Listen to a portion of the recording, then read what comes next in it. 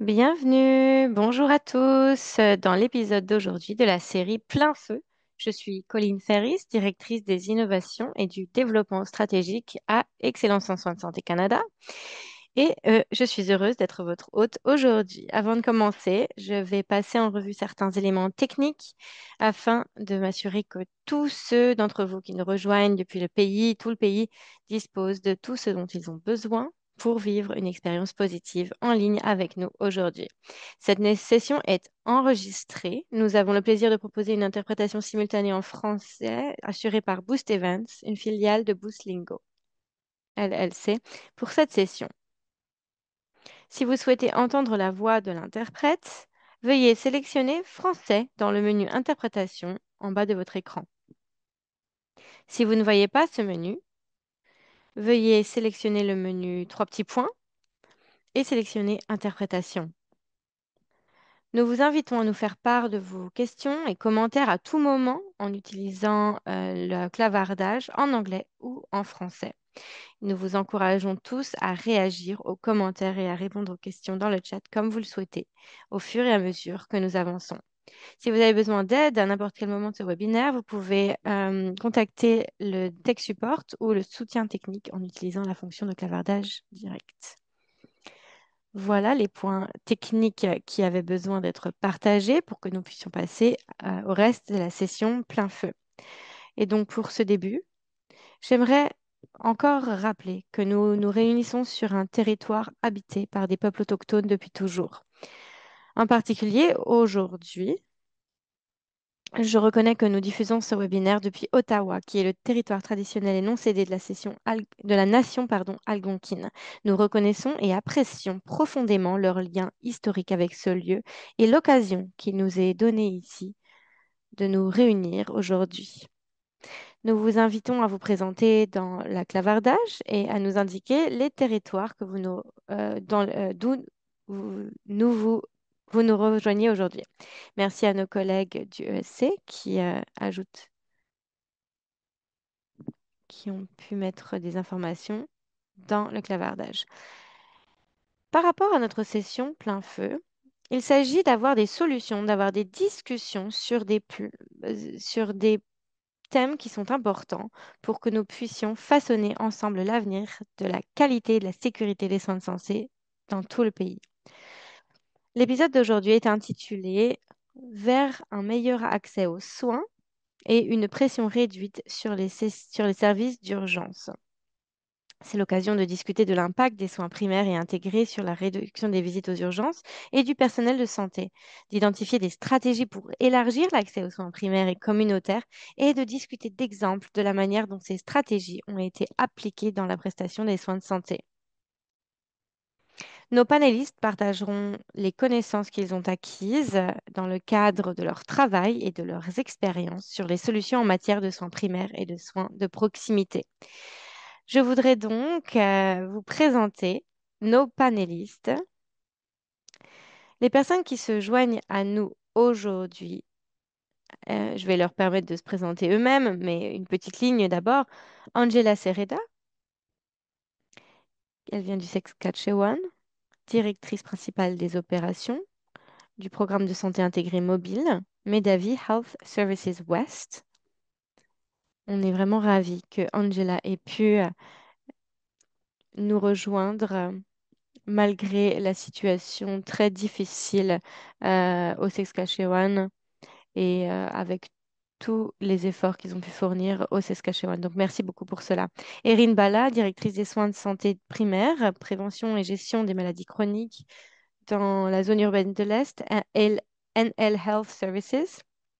Et Ron Beleno, qui est là également, qui vient d'une autre réunion. Et lui, il est défenseur des aidants familiaux par l'expérience vécue. Donc, bienvenue à tous. Avant d'entamer la conversation, j'aimerais commencer par inviter chacun d'entre vous à se présenter et à expliquer comment vous vous situez par rapport au sujet du jour. Je vais donc inviter Angela à se présenter brièvement et ensuite on passera aux autres personnes. Merci Angela. Merci Colline. Je suis honorée d'être avec vous aujourd'hui, avec Erin et Ron. avec l'ESC. Je pense que cela va être une discussion très intéressante.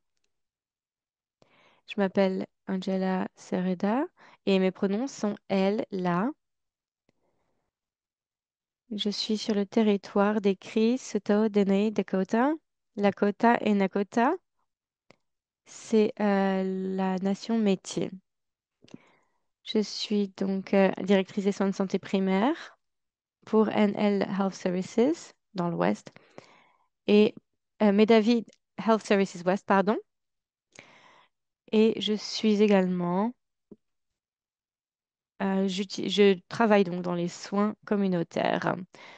Nous essayons de développer des manières des traitements innovatifs et on essaye vraiment de présenter aux personnes le choix de où est-ce qu'ils vont et comment est-ce qu'ils vont recevoir des soins. Voilà pourquoi je suis là aujourd'hui. Peut-être qu'on va passer la parole à Erin maintenant. Oui, tout comme Angela, je suis vraiment honorée d'être ici. Je suis euh, thérapeute physique. Je viens dans l'espace des soins primaires. Je travaille là-dedans depuis 5 ans et je suis une alliée à l'ESC depuis très longtemps via plusieurs programmes. Et la raison pour laquelle je suis connectée à ce travail, c'est par rapport aux soins qu'on donne, qu'on prodigue. On donne bien sûr des soins de santé primaires dans la zone urbaine, dans le territoire du Labrador. Donc, il y a beaucoup d'initiatives. Certaines de ces initiatives sont en partenariat avec le SC qui nous permettent d'élargir l'accès et d'améliorer également l'égalité aux soins, en fait, pour pour plusieurs populations, pardon, euh, des personnes peut-être marginalisées. Merci beaucoup, Erin. Ron?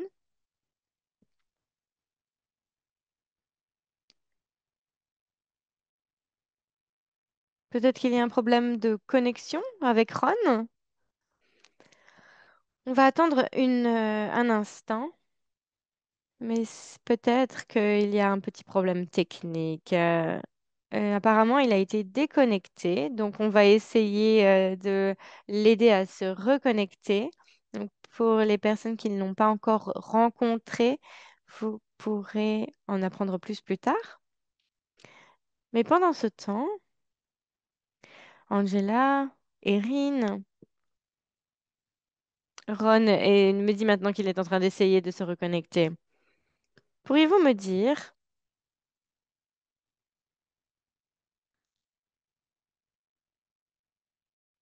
lorsqu'on pense à l'accès aux soins, et on se demande, eh bien, pourquoi mettre en lumière le service d'urgence? Et bien sûr, on n'est pas en train de dire de ne pas aller au service d'urgence, mais on sait aussi qu'il y a beaucoup de personnes qui vont au service d'urgence parce qu'ils n'arrivent pas à avoir des soins autre part, alors qu'il y a des solutions incroyables qui sont disponibles dans différentes manières partout dans le pays pour améliorer cet accès aux soins. Et l'ESC a aussi beaucoup parlé d'un mouvement qui s'appelle Care Forward, donc les soins en avant. On en parlera un peu plus tout à l'heure. Mais lorsque on essaye de parler de mettre les soins en avant, dans le sens des soins communautaires, des soins primaires, qu'est-ce que cela veut dire vraiment pour vous? Oui, je vais commencer. L'accès aux soins, c'est un changement de paradigme qui doit être fait dans la livraison, la prodikation des soins de santé. On ne pense pas que les personnes euh, vont forcément nous dire ce dont ils ont besoin. Il faut que ce soit nous qui allions vers eux. Donc, je pense qu'il faut y avoir une collaboration au travers de toutes les disciplines de soins au Canada. Et il y a beaucoup de travail qui est en train d'être fait par rapport à ça, des équipes disciplinaires, multidisciplinaires. Et cela nous permet de mettre le client, le patient, au centre de ces discussions pour s'assurer qu'ils aient un accès amélioré aux soins et on en parlera un peu plus par rapport à la prévention plus tard. Oui, pour moi, c'est un peu la même chose que Angela. Pour nous, prendre les soins et les emmener vers l'avant, je pense qu'au niveau mondial, en fait, quelles sont les prochaines étapes pour les soins de santé? Qu'est-ce qu'il va, comment faire progresser ce domaine? Et comment, et nous voyons que, il y a encore des barrières que nous voulons retirer.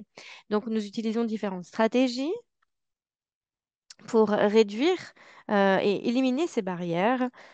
Par exemple, on utilise les données des soins d'urgence pour pouvoir aller d'une direction ou d'une autre pour essayer de mieux comprendre comment est-ce que les patients utilisent ces services. On utilise donc ces données par rapport aux heures à laquelle ils viennent et on essaye ensuite d'analyser les données pour pouvoir améliorer les capacités au sein des services d'urgence. On a aussi essayer de réfléchir à des modèles qui seraient basés sur des données probantes pour savoir comment les gens utilisent les soins d'urgence et pourquoi est-ce qu'ils les utilisent d'une mauvaise manière. Et donc, comment les aider dans ce genre de circonstances. Je sais qu'il y a beaucoup de travail incroyable qui est fait par les infirmiers, par les urgentistes pour réduire l'utilisation des services d'urgence. On a un exemple ici au Labrador. C'est un projet pilote qui s'appelle Mobile Primary Care Clinic pour améliorer la prodigation des soins et pour donner également des soins virtuels, donc en visio, pour essayer de désengorger les services. Voilà, je vais maintenant vous rendre la parole, Colin. Ok, Mérine, merci beaucoup.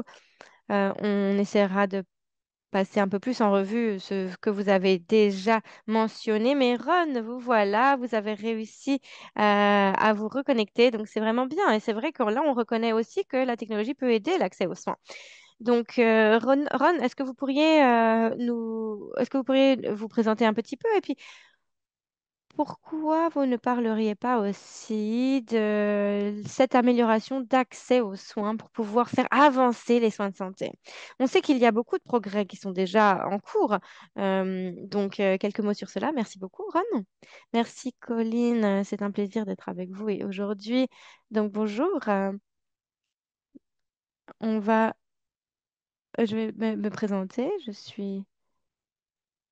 Je suis là pour vous donner cette voix de l'expérience vécue. Moi, personnellement, je prodiguais des soins à un parent qui souffrait de démence et il y a eu moi, personnellement, j'aime beaucoup avoir des idées sur ce qui se passe dans la communauté. Aujourd'hui, je suis dans un hôpital et viens de donner une présentation sur l'innovation, la technologie, sur la manière que cela peut aider. Donc, de mon côté, j'ai été conseillée, j'ai été mentor avec le SC déjà dans le passé. Mais sur ce sujet, Pour, pour aider les personnes à rester chez eux, à vieillir chez soi en bonne santé. Bon, hier, par exemple, déjeuné avec un, un docteur et la semaine dernière, c'était avec quelqu'un des soins d'urgence. Et des choses qui est ressortie pour moi, c'est un peu ce que Erin a dit, c'est qu'il faut rendre le pouvoir à la communauté. Ce n'est pas seulement sur les familles des patients. Et pour moi, ce n'est pas seulement les soins de santé non plus. Il faut absolument demander son avis à la communauté. Et ici, le SC est en train d'accélérer toutes ces améliorations. Voilà ce qui est intéressant. Mais donc, il faut maintenant exécuter tout cela, passer à l'action. Voilà, c'est pour cela que je parlerai aujourd'hui. Merci beaucoup, Ron. Et j'ai entendu cette conversation, la présentation de la semaine dernière, et c'est vrai que c'est vraiment agréable de pouvoir vous avancer ensemble. Et le changement ne commence pas toujours en haut, en fait. Dans cette on va dire, approche descendante. On essaye vraiment que ce soit la communauté qui puisse mener ce changement. Donc, on parle de tout cela, on parle de changement, on parle de comment est-ce que nous pouvons travailler différemment avec les communautés, avec les patients qui essayent vraiment d'obtenir des meilleurs soins. Donc, lorsqu'on dit qu'il faut travailler différemment, quand on dit qu'il faut parler directement aux familles, à la communauté ou à la force de travail au sens large, en fait, comment est-ce que cela va ressembler de votre point de vue et comment l'avez-vous vu euh, en action? Moi, je pense que ce qu'il faut commencer à faire, à être, c'est être plus flexible, plus adaptable. On ne peut pas avoir un modèle qui convienne à toutes les situations. En fait, toutes les personnes ont une histoire unique et un chemin unique, une histoire unique. Et donc, dans les soins de santé, il faut absolument que nous nous focalisions sur l'individu. Parce que sinon, on crée nos propres barrières, puisque on a l'impression d'avoir de devoir tout faire de la même manière, en fait. Donc, je pense que ce n'est plus comme ça qu'il faut fonctionner. De plus, comme Ron a dit, je pense qu'il est important aussi d'amener la famille, puisque c'est eux qui connaissent le patient ou le client le mieux. Et ainsi, on peut toujours les impliquer dans le processus de traitement, dans le programme de traitement. Bien sûr, cela ne peut pas aller de cette approche descendante. Il faut que ce soit, bien évidemment, les travailleurs qui sont en première ligne qui peuvent aussi obtenir euh, ces informations. Oui, moi personnellement, par rapport à travailler différemment, je pense tout de suite aux ressources que nous avons et comment nous opérons dans ces environnements. Par exemple, avec tout le monde qui a un lourd fardeau de travail. Donc, je pense qu'il faut vraiment qu'on réussisse à travailler de manière plus intelligente et non pas travailler plus. Et nous devons essayer d'intégrer ceci le mieux possible avec les améliorations. On voit bien qu'il y a une médicalisation des traitements. Il y a des services sociaux dans leurs environnements qui, avant, euh, un travail qui avant aurait pu être pris en charge par un proche, mais, mais maintenant ce n'est plus le cas.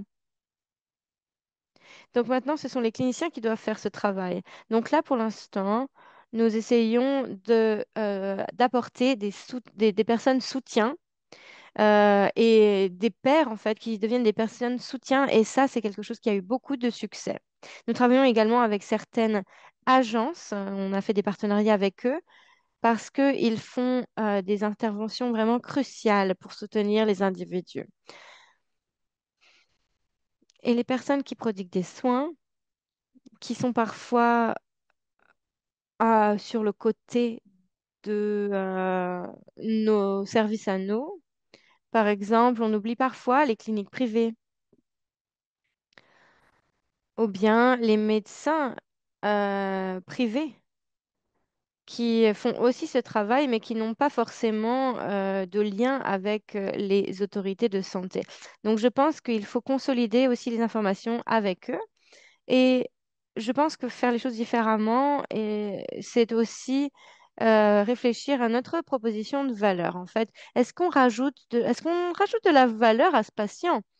Avoir une espèce de définition très calculée en fait par rapport à la valeur que l'on peut apporter à ce patient par rapport au coût. Car ils ont des attentes de plus en plus exigeantes et donc nous devons être certains et ils doivent bien évidemment débourser assez d'argent. Donc il faut s'assurer que nos soins sont à la hauteur. Et je pense qu'il faudrait aussi, donc, bien évidemment, repenser toute notre structure par rapport à leurs besoins.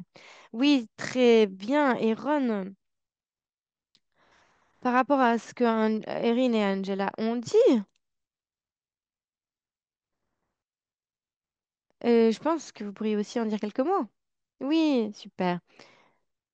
Erin, en fait, c'est vrai, vous auriez pu participer à à ma présentation parce que j'ai beaucoup parlé j'ai beaucoup parlé de la valeur de la famille et puis de notre valeur à nous, en fait.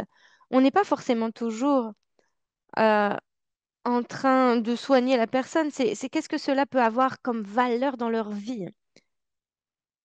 Donc, je parle aussi de psychographique. Essayons de regarder ce mot. Par exemple, ce sont ses valeurs, les opinions de quelqu'un, ce qui va pousser quelqu'un à agir, à penser quelque chose.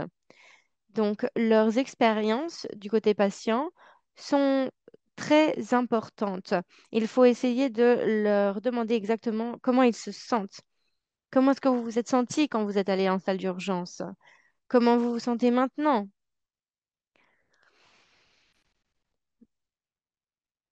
Par exemple, j'essaye toujours de poser cette question.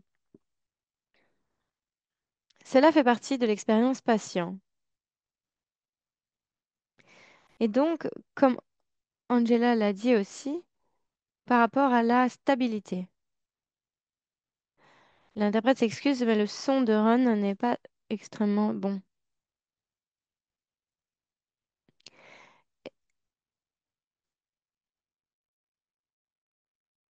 Mais maintenant, je parle des personnes qui se trouvent dans leur bureau.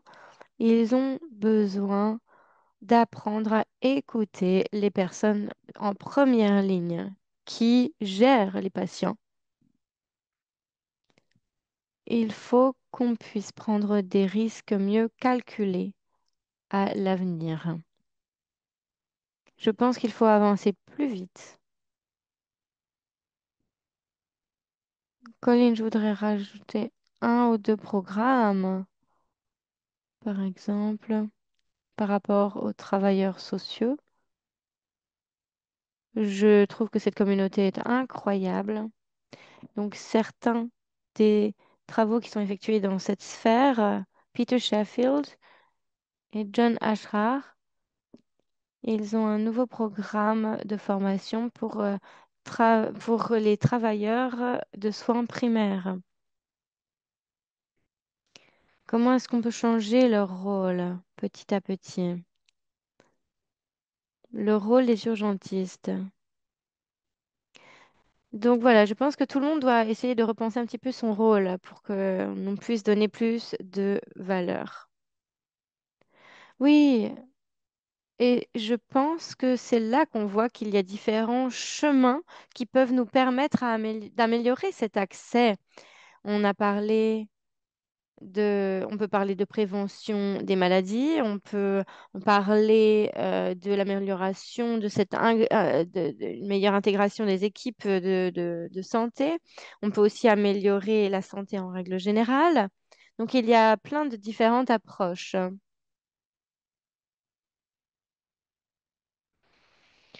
Cela inclut tout le monde, en fait. Et il y a beaucoup de changements qui peuvent avoir lieu au sein de nos services. Donc, si on se reconnaît que cela est important, c'est vraiment important. Bien sûr, on voit le lien entre la santé et le social.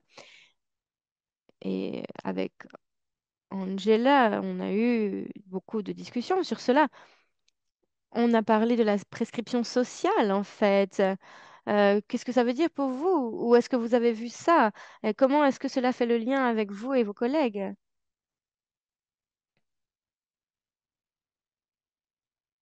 Oui, ben, par rapport à la prescription sociale, c'est un rôle que les ambulanciers jouent. Ce sont les personnes qui sont en première ligne avec les patients. Donc, on a cette opportunité de pouvoir écouter leur histoire. Et ce n'est pas seulement une question de santé, c'est aussi une question sociale et d'autres éléments aussi dans toute leur approche holistique, en fait. Comment est-ce qu'ils vivent avec tout cela? Donc, comment est-ce qu'on peut les connecter avec les communautés de soutien, de soins et les personnes, les partenaires avec qui on travaille de manière étroite, pour que nous puissions travailler avec eux de cette manière holistique. Et donc pour nous, nous avons pu relier les individus avec différents peut-être sponsors, que ce soit les narcotiques anonymes ou les alcooliques anonymes, par exemple, ou bien si quelqu'un vient nous voir par rapport à leur solitude, par rapport aux problèmes de santé mentale, nous avons réussi à les mettre en relation avec des personnes nécessaires, par exemple, s'ils avaient une passion pour l'art, ils ont pu peut-être être en lien avec des thérapeutes artistique. Et donc, pour nous, c'est vraiment important de faire cela. C'est très, très gratifiant. Donc, c'est là qu'on peut essayer de se rendre compte, en fait, de l'importance du travail de la personne qui donne les soins. Et moi, quand je rentre chez moi le soir, j'adore ressentir cette sensation que j'ai pu relier cette personne avec un soin ou un service dont il avait besoin. Oui, je pense que cette notion de faire la différence, je pense que c'est vraiment la raison pour laquelle les personnes eh bien, joignent les services de santé et les soins de santé en termes de profession. Et parfois, ce sont les familles aussi et les prodigueurs de soins, les personnes proches aidantes qui donnent ces soins et et qui arrivent à rentrer dans notre monde. Et donc, comment est-ce qu'on arrive à relier toutes les personnes? Bien évidemment, cela peut être aussi fait grâce à la technologie pour améliorer l'accès, améliorer les services. Quelques points par rapport à cela. Oui, j'ai enlevé ma vidéo parce que mon son était un petit peu syncopé. Pour moi, j'aime la technologie. J'aime les soins. Il y a beaucoup d'outils. Bien sûr, on en trouve un, on en utilise un là tout de suite, dans ce webinaire. Donc, par rapport à ces outils, c'est comme je disais, la musique, l'art, par exemple, ce sont des outils. Comment est-ce qu'on peut mettre cela entre les mains des personnes dans les foyers? Par exemple, vous pouvez utiliser ou écouter toutes les musiques que vous voulez. Et on s'assure ainsi que la technologie a pu donner des plaisirs de la vie. Donc ça, c'est une chose. Et la deuxième partie de ma réponse, c'est comment est-ce qu'on gère l'isolement social, la solitude. Peut-être qu'on peut avoir des manières de communiquer, bien sûr. Par exemple, l'intelligence artificielle. Et il y a des personnes qui conversent avec l'IA. Moi, personnellement, je ne sais pas ce que j'en pense. Il y a des débats en cours. Peut-être que quelqu'un peut avoir une conversation avec le langage naturel et cela leur permet peut-être de collecter des données de santé. Ensuite, si jamais la personne a parlé à une intelligence artificielle avec le langage naturel, cela pourra ensuite permettre d'intervenir peut-être ensuite s'il y a besoin. Voilà ce que je voulais rajouter aujourd'hui. Oui, on ne vous entend pas très bien, mais bon, j'espère que nous pourrons améliorer cela pour qu'on puisse vraiment écouter les actions, les outils que vous partagez avec nous. Et merci pour ces rappels aussi. Merci aussi pour ce rappel des directions que nous pouvons prendre. par rapport à améliorer l'accès aux soins de santé. J'aimerais beaucoup, Erin, que vous nous parliez des différents systèmes, des différentes preuves. En fait, qu'est-ce qu'il faut faire par rapport à l'état du Labrador? Il y a beaucoup de différences dans chaque communauté, en fait. Mais vous avez un peu parlé de ce soutien un peu intégré. Est-ce que vous pourriez partager un petit peu cette expérience? Oui, bien sûr, Colline. Donc, pour nous, nous avons reconnu qu'il y avait de grandes lacunes pour les personnes qui peut-être voulaient faire un pas en avant, par exemple, pour se soigner ou, ou pour peut-être améliorer leur tolérance à des douleurs chroniques, ce genre de choses. Donc, dans ces cas-là, nous engageons une agence qui se spécialise là-dedans. Ensuite, ils emploient des personnes qui ont de l'expérience vécue sur tout un différentes histoires passées euh, et problèmes.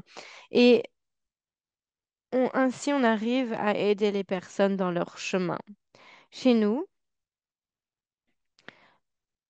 nous l'utilisons le plus possible pour les populations vulnérables, les personnes qui ont peut-être des problèmes d'abus de substances.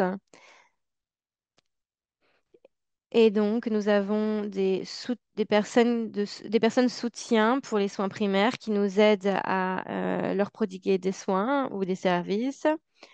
Il y a aussi d'autres personnes soutien qui vont voir d'autres agences et toutes ces personnes sont également en relation euh, avec les infirmiers ou avec des différents urgentistes ou ambulanciers, par exemple. Si pe- Peut-être que,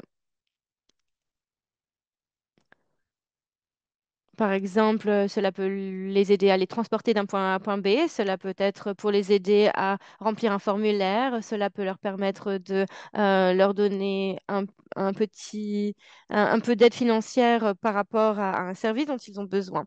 Donc voilà, c'est toujours bien évidemment un travail en progrès et c'est encore bien sûr en cours. Et la réalité, c'est que c'est une opportunité de faire entendre ces voix. Et parfois, il peut il y avoir des espèces de discussions un peu paternalistes qui ont tendance à à prendre racine. Alors, dans ces cas-là, ça va nous permettre de changer cela. Donc, merci beaucoup d'avoir partagé cela, Erin.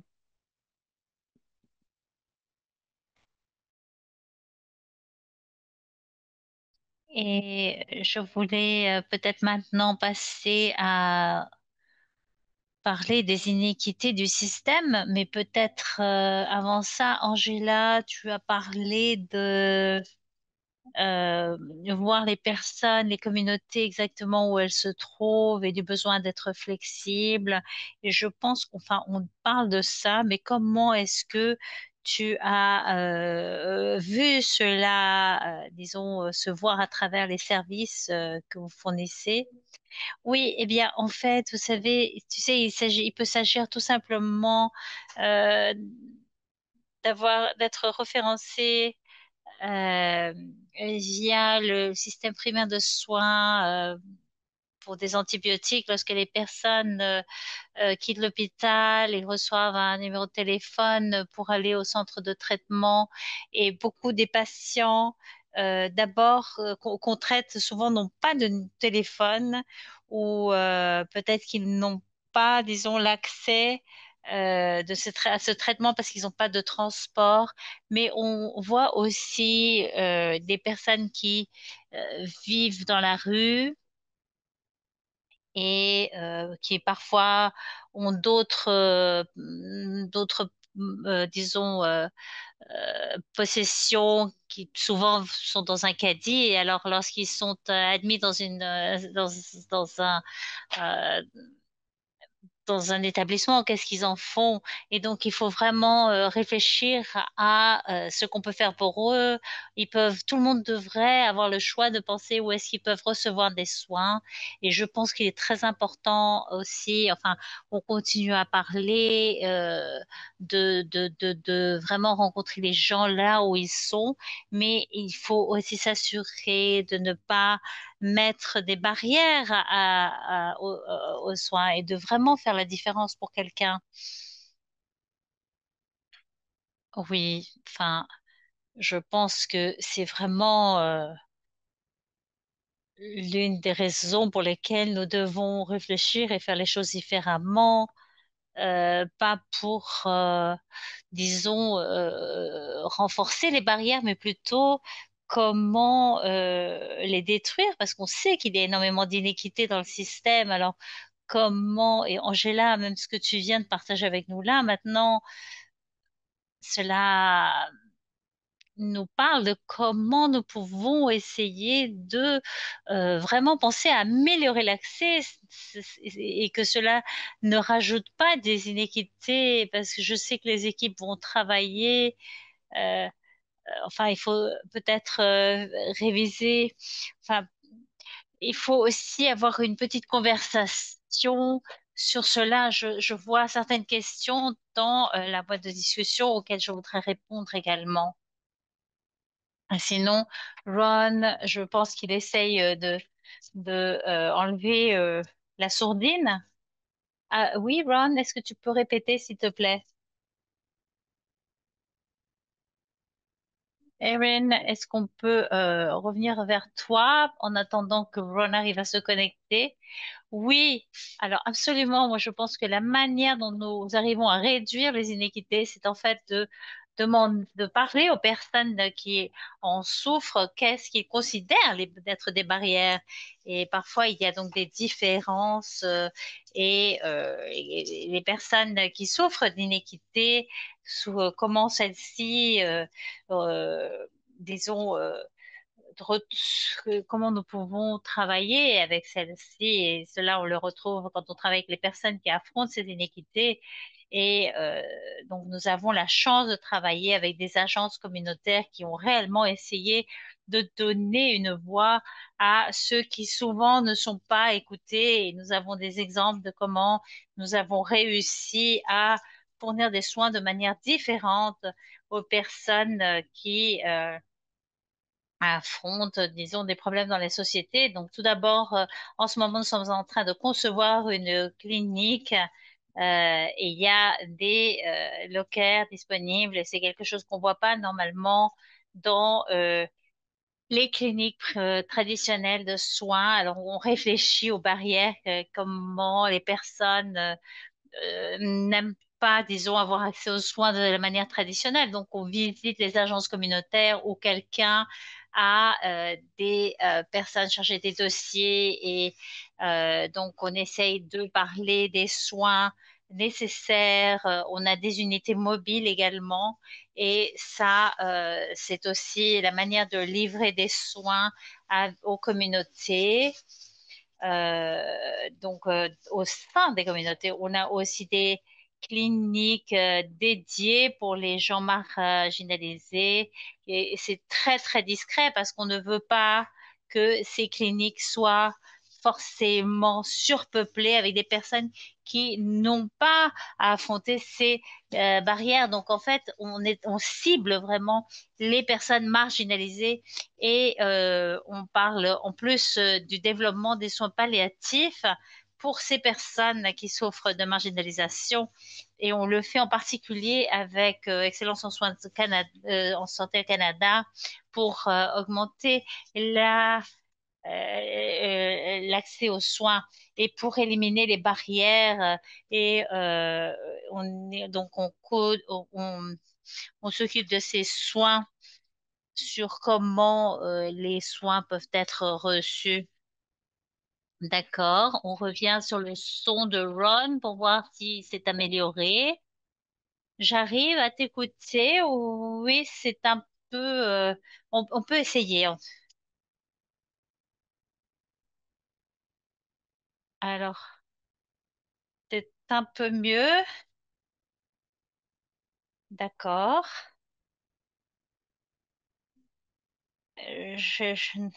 Parce que, oui, en fait, on parle de comment, lorsque nous réfléchissons aux moyens d'améliorer l'accès aux soins, nous savons qu'il y a déjà des inéquités dans le système et comme nous travaillons pour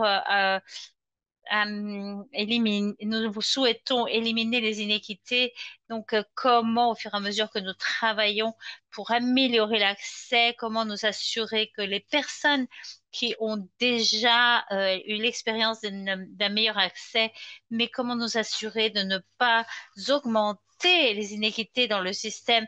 Erin a parlé de la co-conception avec les communautés, avec Angela. Alors, l'interprète s'excuse, mais il est très difficile de comprendre l'orateur.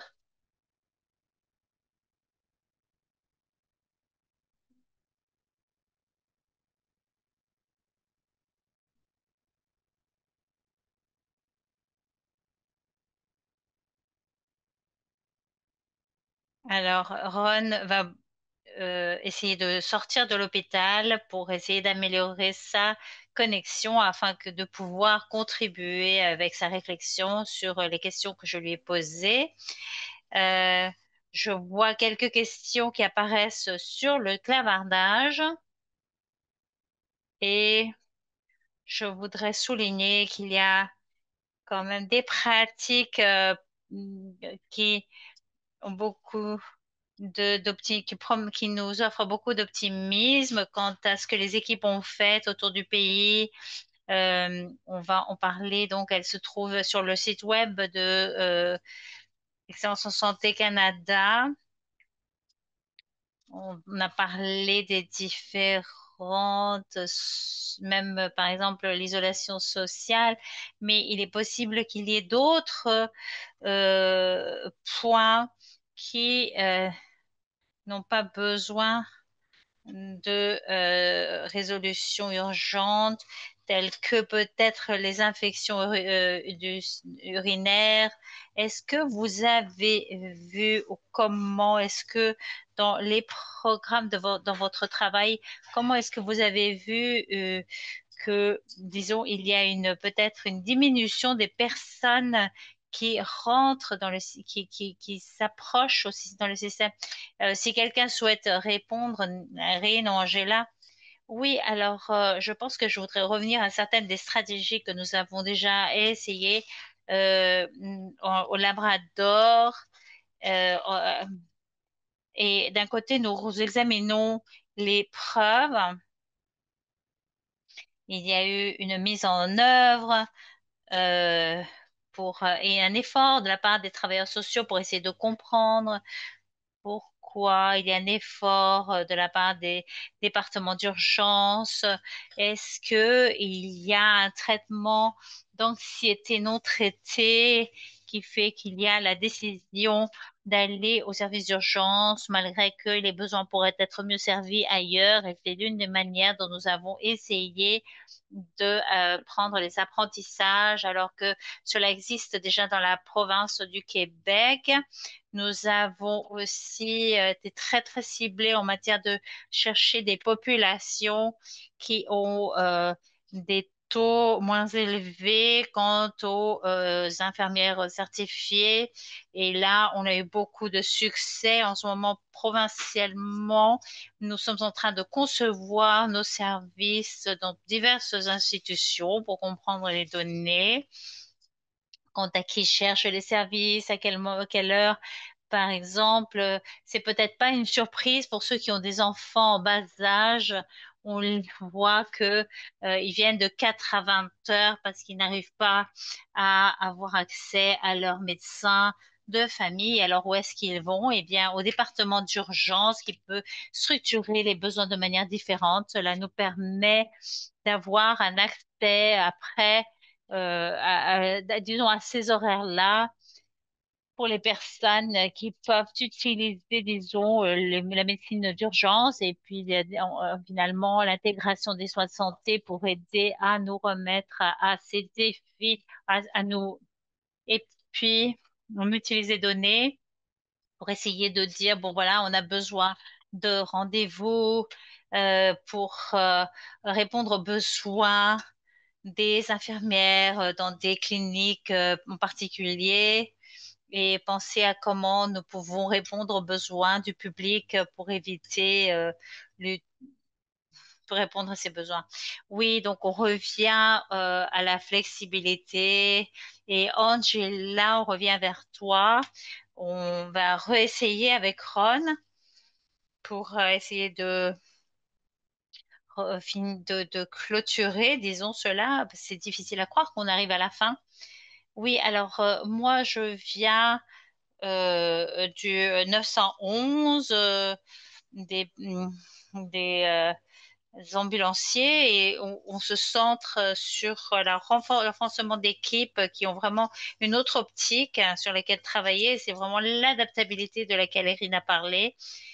Quand est-ce que les personnes ont accès aux services et vraiment personnaliser ces services. Dans beaucoup de nos programmes, ambulanciers travaillent non sur des horaires non traditionnels. Donc, n'a pas un dédoublement de service. Et par exemple, l'une de nos équipes euh, qui travaillent sur ils travaillent de 11 heures du matin jusqu'à 11 heures du soir et donc ils ont accès au service le soir. On a une autre équipe qui travaille de 9 heures du matin à 9 heures du soir, après de midi jusqu'à minuit. Donc on analyse vraiment les besoins différents et on s'occupe des différentes communautés de manière individualisée parce qu'il y a différentes ressources et points de pression dans chaque communauté qui sont vraiment très différents. Autrement, euh, on, on pense qui sont on appelle ça les visages amicaux. C'est, disons, ceux qui ont accès de manière régulière aux services d'urgence et en fait, on va donc les renvoyer au programme d'ambulanciers et après, on va vraiment les envoyer à la communauté pour essayer d'écouter davantage et d'essayer de comprendre pourquoi ils activent le système 911 ou pourquoi ils pensent qu'ils ont besoin de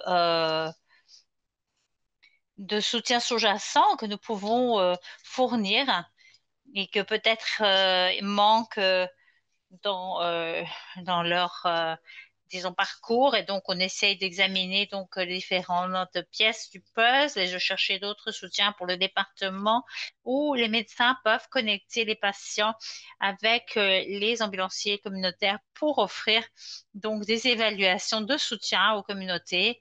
Ainsi, tout le monde se sent un peu plus confortable au lieu de les faire rester plus longtemps que nécessaire. Ah oui, c'est formidable et cela nous montre que ce n'est pas seulement un seul programme, comme on en a parlé tout à l'heure, c'est vraiment chacun a des besoins très particuliers et comment y répondre pour que les gens se sentent sûrs. Ron, on va réessayer avec toi. Je pense que tu t'es connecté. Donc, on va essayer, on va voir si tu arrives à enlever la sourdine.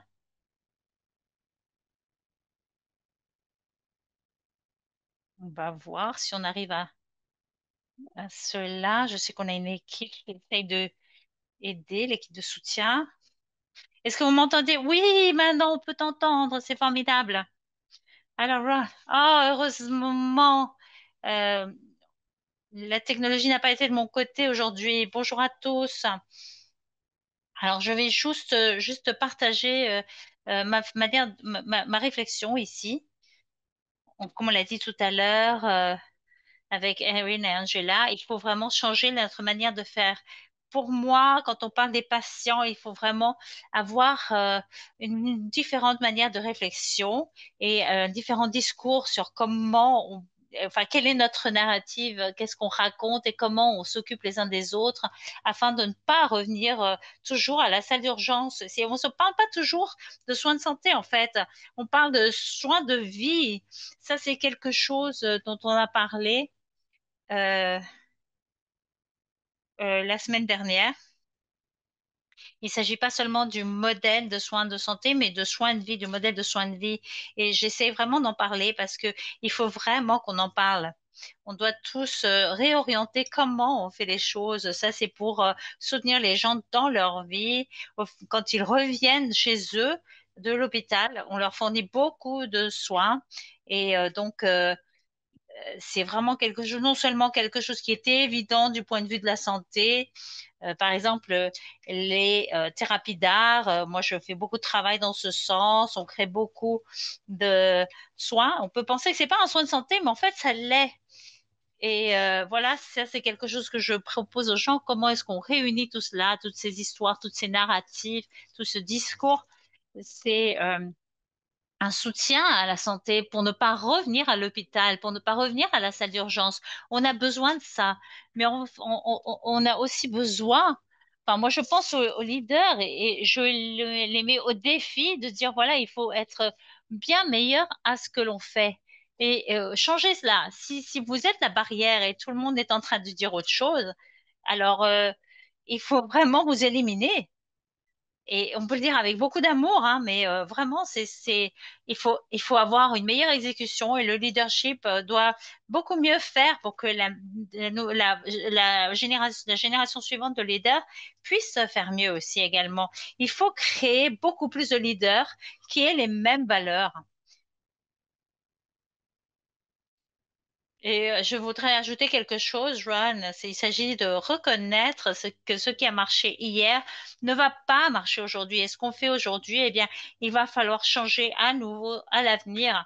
Et voilà, ça c'est l'évolution des soins de santé. Et il faut vraiment être suffisamment agile pour avoir cette autoréflexion et reconnaître cela en tant que leader dans les soins de santé pour pouvoir faire les changements cohérents. Et une dernière chose que je voudrais dire, c'est que j'ai toujours été un fan de l'improvisation et la règle de l'improvisation, c'est de dire toujours oui et.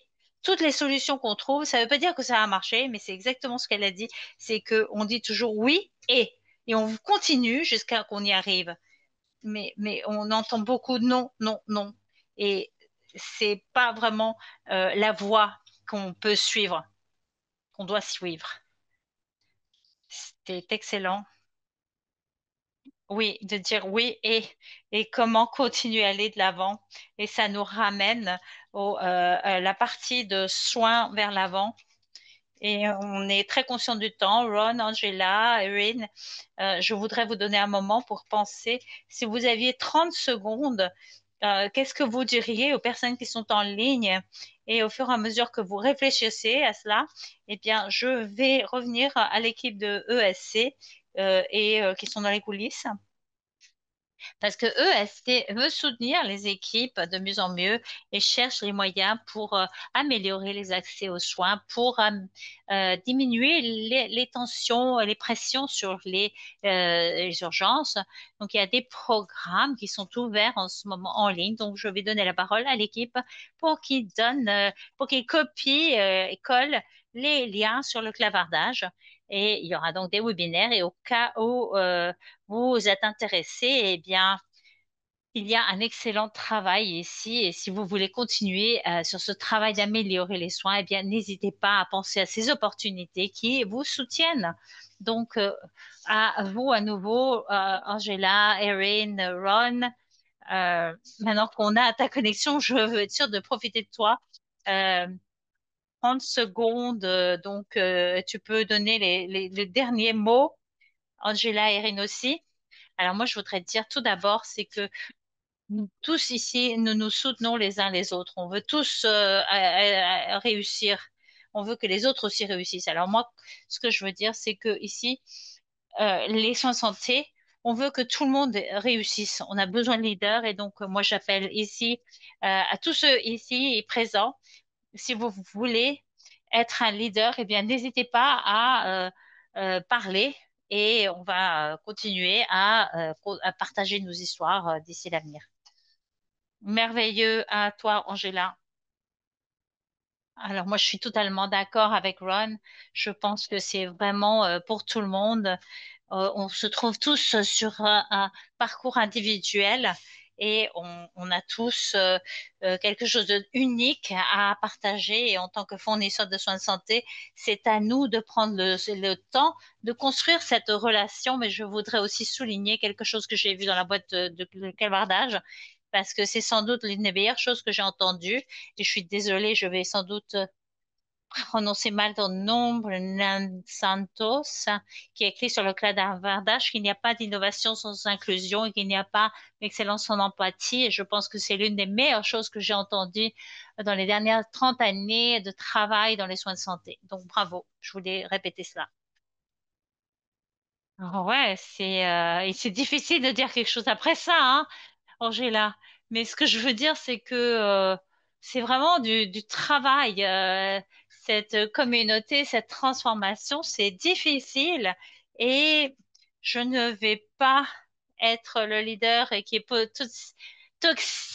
toxiquement positif, qui dit oui, bah, tout est couleur de rose et arc-en-ciel. Moi, je dirais que tous nous trois qui avons participé ici aujourd'hui, c'est qu'il y a énormément de travail merveilleux qui a lieu dans le pays. On peut le voir dans le clavardage. Tout le monde partage sur toutes ces barrières qu'on a pu surmonter, qu'il s'agisse de travail pour les patients ou les barrières systémiques qui nous empêchent de innover et de faire un bon travail. Je vais vous laisser avec une citation que j'aimerais avoir dit, mais en fait, c'était euh, le docteur André Ferry, notre ancien premier, qui nous a dit, qui a fait des remarques très intéressantes à un sommet d'innovation que nous avons célébré récemment. Il a dit que nous avons eu une licence pour interrompre le status quo et transformer les soins de santé. On ne peut pas continuer à le faire comme on l'a fait jusqu'ici. Et je pense que cette phrase est vraiment, il s'agit d'être mieux, meilleur et différent.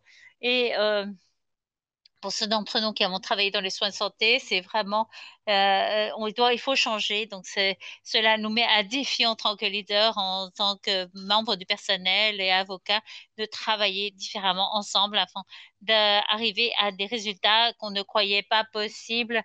Et les leaders qui sont ici pour soutenir les gens dans le changement, ça ne va pas être le status quo et cela nous oblige à soutenir les personnes afin d'être en mesure de satisfaire les besoins de nos patients.